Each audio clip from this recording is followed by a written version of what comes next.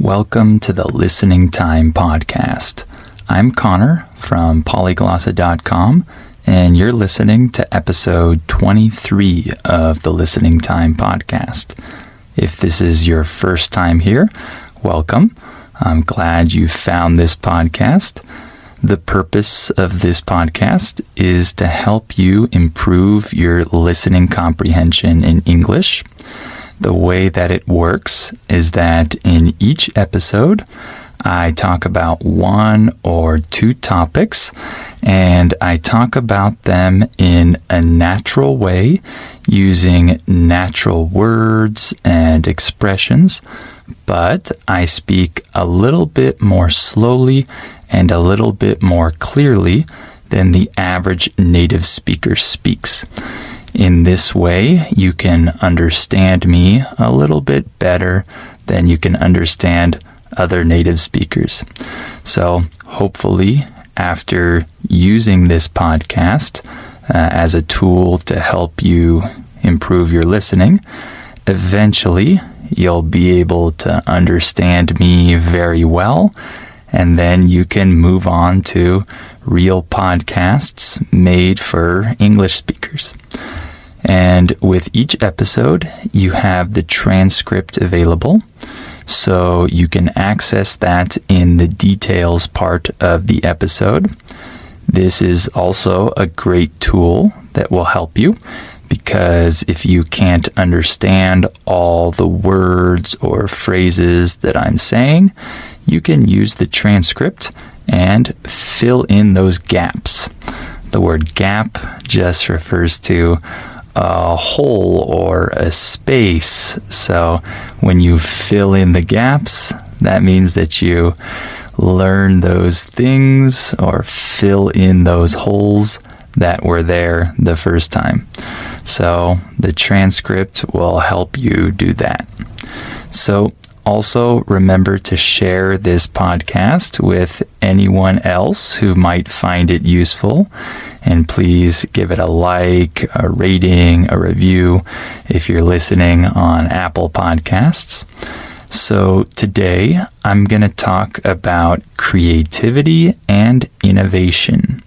These two topics are related to each other, and they're both important. So I thought they would be good topics to talk about in today's episode.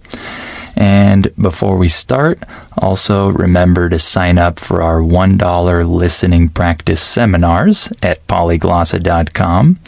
And of course, just check us out on all of our social media accounts. All right, let's get started. Are your ears ready? You know what time it is. It's listening time. Okay, so first let's talk about creativity. First of all, what does creativity mean? Well, here's one definition: the use of imagination or original ideas. So when you're using your imagination or you're coming up with original ideas, you're being creative.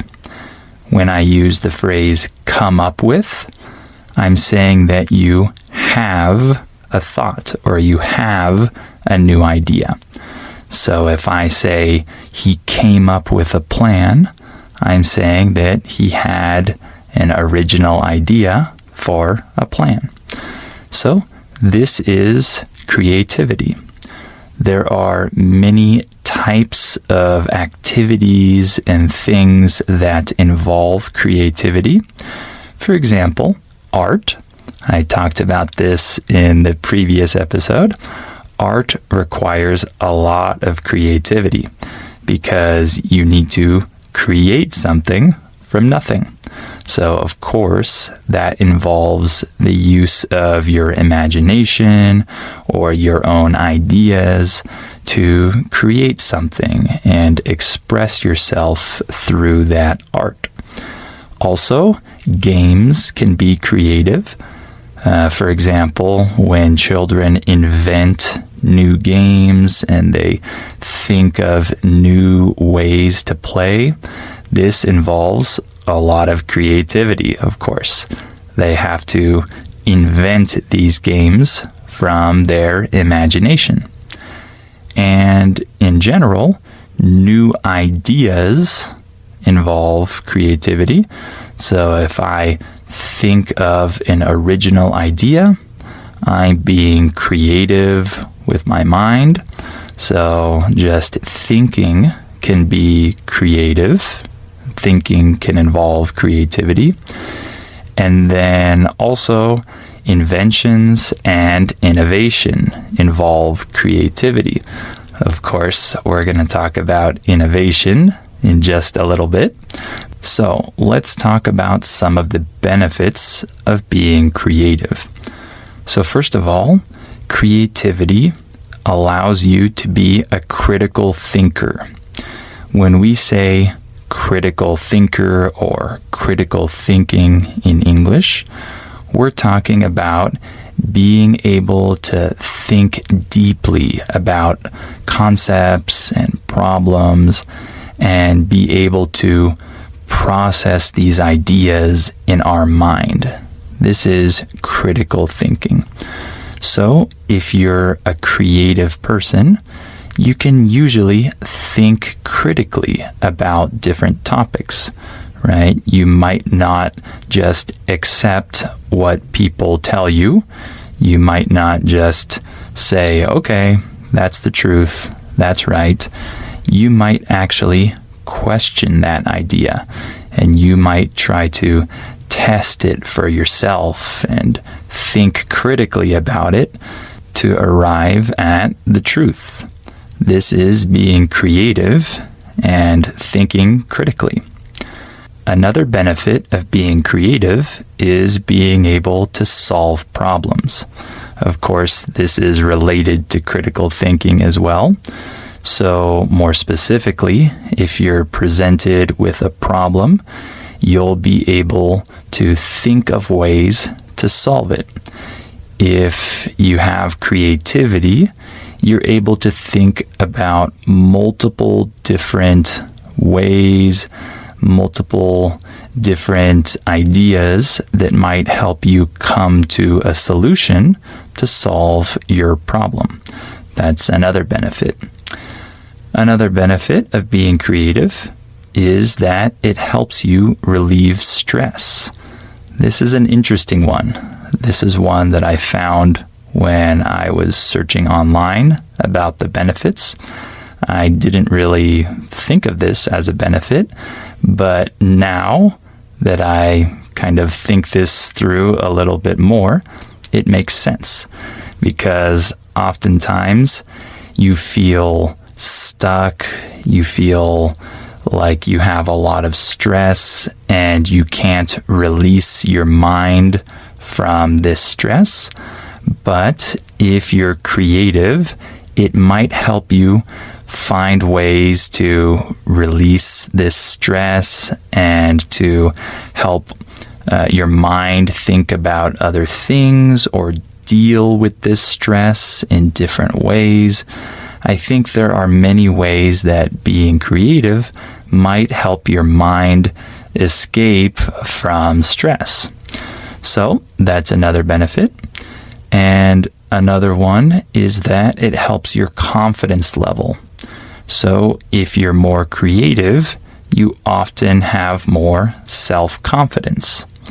This is probably because if you're creative, you're more independent, you can think for yourself, you can analyze concepts in different ways, and you feel more confident about your own ideas, about your own self. So that's another advantage. And then lastly, it also gives you a sense of freedom. If you're creative, you can think about many different things and consider many different ideas, and you're not limited to just one idea or one structure.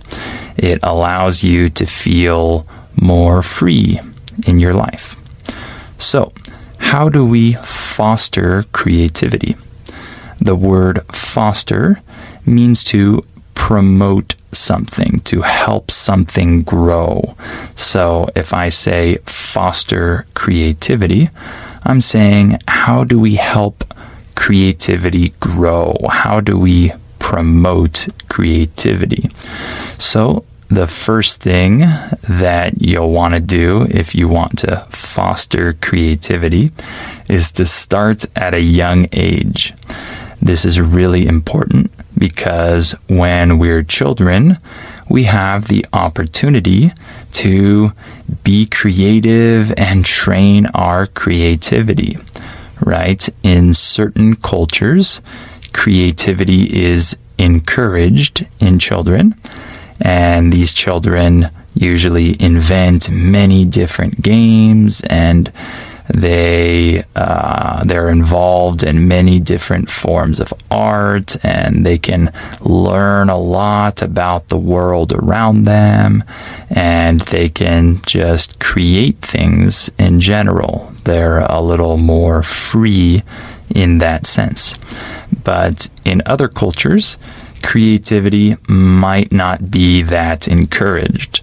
So maybe children are expected to do things in only one way, right? They're not expected to create and come up with new ideas. And so this is a big distinction. This is a big difference between different cultures.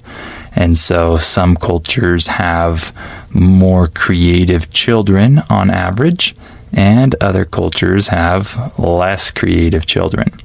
So that's one way to foster creativity, is to start at a young age. And of course, just encouraging children to play outside in general. Okay, so many children nowadays don't go outside. They stay inside all day. They play video games. I'm not saying video games are evil, but when you play them all day, this is not good for children's brains. And of course, children nowadays have access to the internet and all these different devices. The word device refers to some type of electronic machine, like a cell phone or a tablet or something like that. So children have access to all of these things, so they don't play outside a lot. Some parents might not see the danger of that, but one of the disadvantages of not playing outside is that children don't explore the world and express their creativity in the real world. When I was a child, I played outside all the time, every day, and I did all kinds of creative things out in the real world. I learned from the nature around me, and I had a lot of fun just exploring and being creative outdoors. And then one other way that we can foster creativity is to do some type of art. Like I talked about in the last episode, I did a little bit of art when I was younger. I drew and I came up with different scenes and comics to draw, and it was a good way to express my creativity. But nowadays, I don't do a lot of art. I don't do any art really. But I should, because it can help me train my creativity.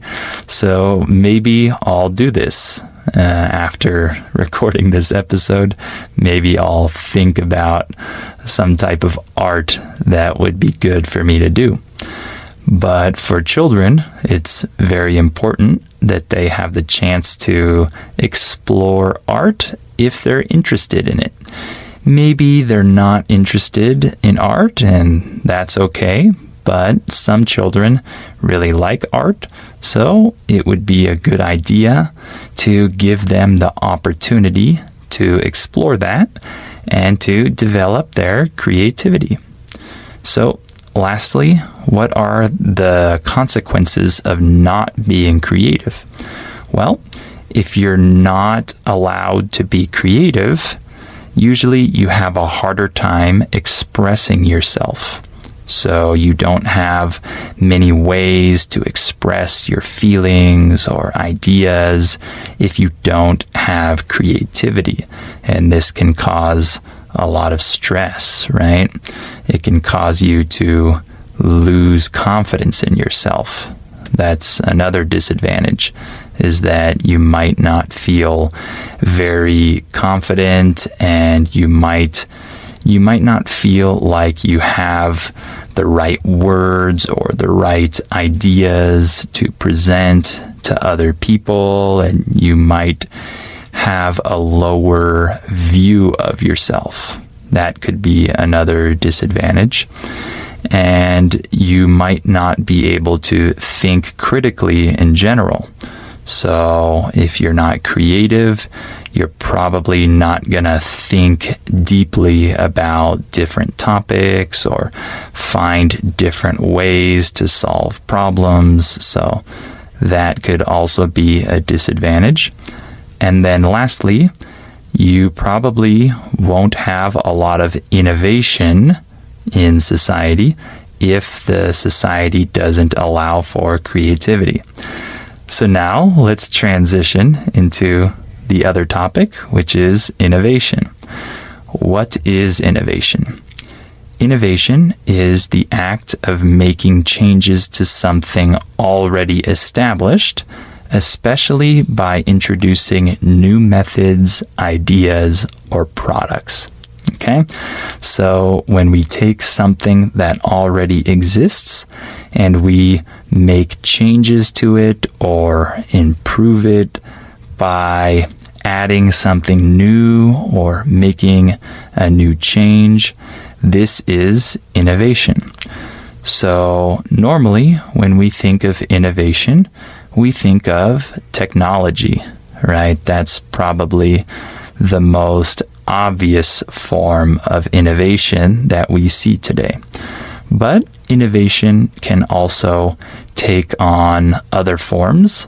For example, you might innovate in your business structure and change the way that you operate your company. That could be a form of innovation.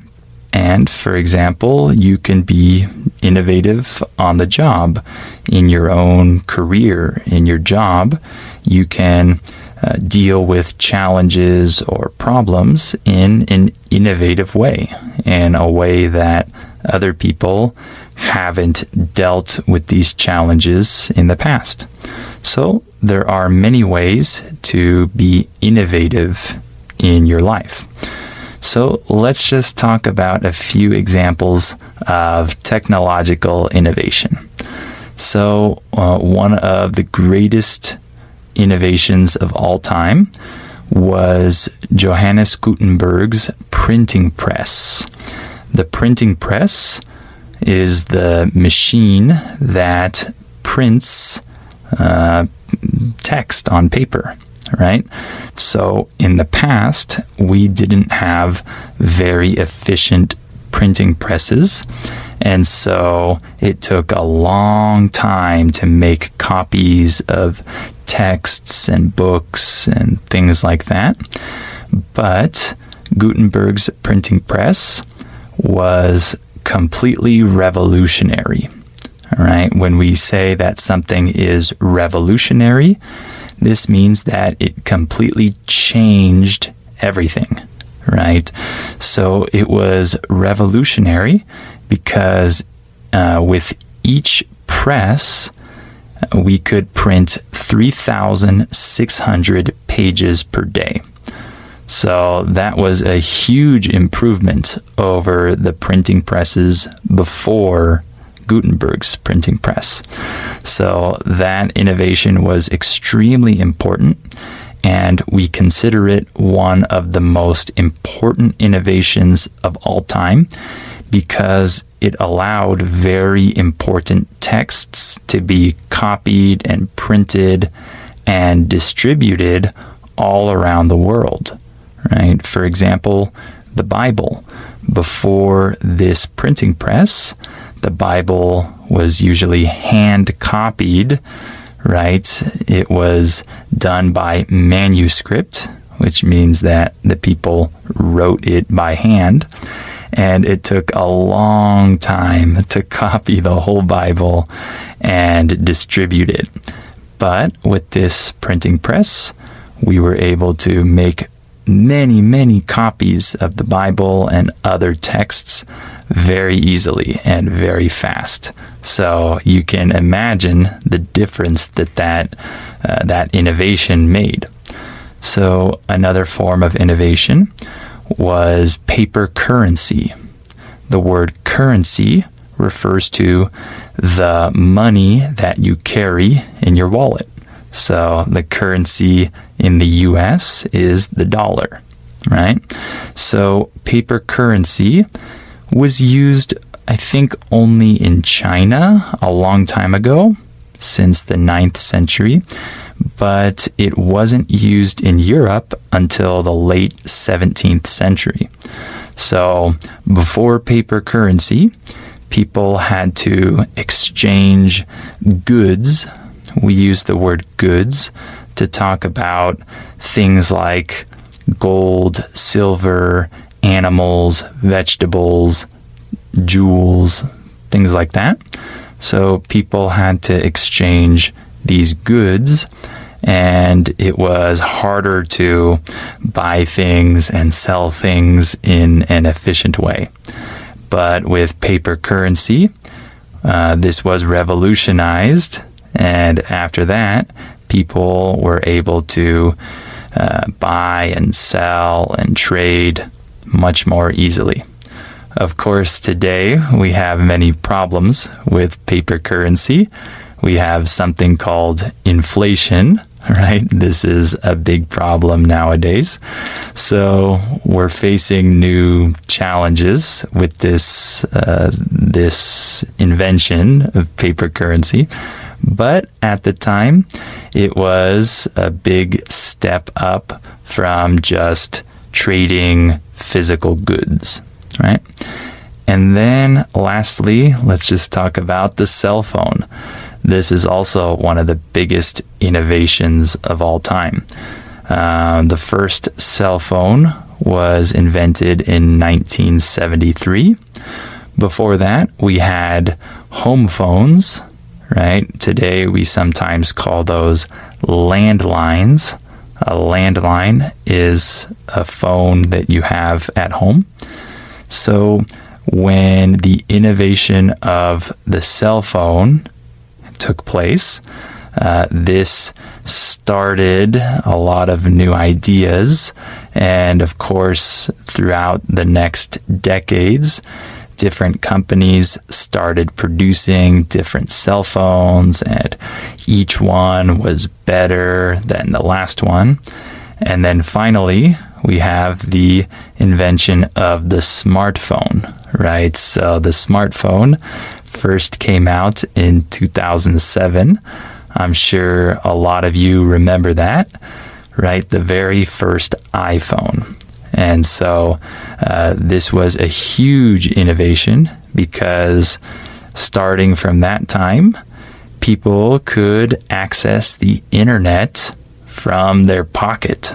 They could carry the internet around with them, so to say.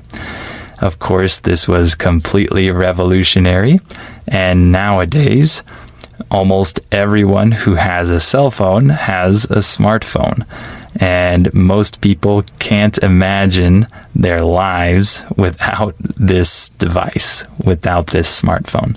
So this really changed our daily lives. Okay, we'll stop there for today. Hopefully this episode was interesting for you, and hopefully it was good practice for your listening. Of course, remember that you have the transcript available in the details part of this episode, so you can access that. And of course, remember to share this podcast with anyone who might find it useful. And if you can, give it a like, a review, a rating if you're listening on Apple Podcasts. And remember to sign up for our $1 listening practice seminars at polyglossa.com. So thank you for listening to this episode, and I hope you'll come back for episode 24 of the Listening Time Podcast.